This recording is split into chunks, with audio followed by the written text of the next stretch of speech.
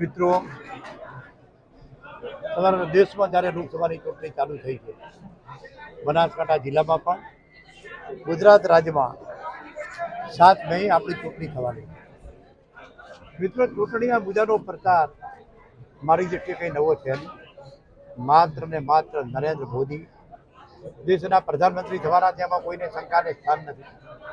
કોંગ્રેસ કંઈ દેખાતી નથી. તમને બધાને ખબર છે કે રોજે રોજ મારા જીતેલા ધારાસભ્યો ભાજપમાં કોંગ્રેસ છોડીને મિત્રો આવે. પણ જે રીતે દેશમાં વિકાસની વાત, વિકાસના મુદ્દાઓ 370ની કલમ હોય, CCA હોય, નર્મદાના નીર હોય, સુજલામ સુફલામ હોય, તળાવ વિસ્તરણ કરવાની વાત હોય, ખેડૂત સન્માન નિધિ કે દર વર્ષે 6,000 રૂપિયા ખેડૂતોના ખાતામાં જમા થતા હોય, આયુષ્માન ભારત, ઘેર ઘેર ગેસ, આ બી તો નરેન્દ્ર મોદીના શાસનમાં જ થયું છે.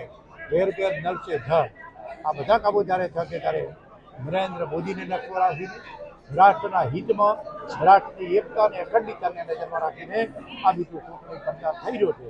અને નરેન્દ્ર મોદીના ઉમેદવાર તરીકે બનાસકાંઠામાં રેખાબેન ચૌધરી ભારતીય જનતા પાર્ટીના ઉમેદવાર તરીકે જંગી બહુમતી એ મિત્રો મેં મિત્રો કીધું કે આ જીત નરેન્દ્ર મોદીની ચૂંટણી છે. રેખાબેન લડતા નથી. નરેન્દ્ર મોદી છે, સામે કોંગ્રેસ છે. કોંગ્રેસમાં કોઈ છે નહીં. આભાર.